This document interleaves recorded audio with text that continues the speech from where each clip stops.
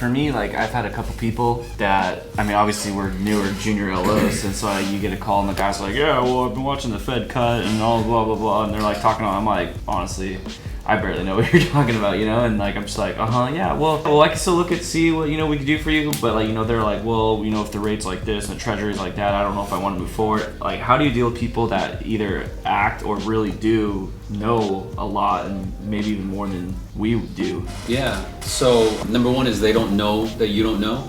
And number two is that's typically their defense mechanism because they don't want you to take advantage of them. So they're using words like, yeah, I've been watching the T-bond.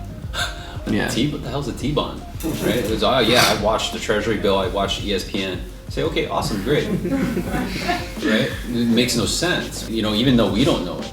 So they'll say that to kind of make them feel bigger than they are so that you feel intimidated. So the key thing is that number one, they don't know how much you don't know, right? And number two is if you follow that script, it's never gonna allow them to even take control of the conversation to tell them or to tell you that they know this, that, or the other, right? Because they shouldn't be controlling the conversation to begin with. They shouldn't even have an opening to tell you, hey, so I watched the market and I know the Treasury bill does this and the Fed meeting is gonna do this. If that ever does happen, because it does happen, like, hey, aren't the interest rates gonna drop down lower?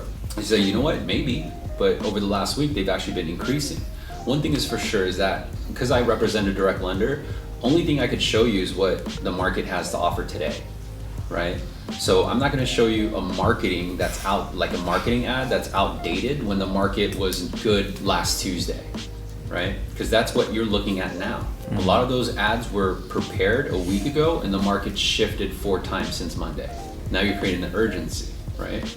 Say, but here, watch, let me show you. And that's where it comes back in again. So that's more of kind of a default answer that where you kind of, you address it, but then you take it back, right? So there are certain default statements where you have to learn how to recontrol the conversation, but they feel like they got the answer. And so if they mention things that you don't know about or are uncomfortable, just make note of it and come together with just a default answer.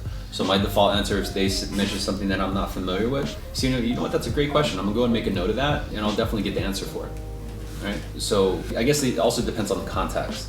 So if they say, well, what do you think the rate's gonna be tomorrow? I know probably more than likely, if the market trend continues as it has this week, it's probably gonna be higher than what it is today. That's what I would say, right?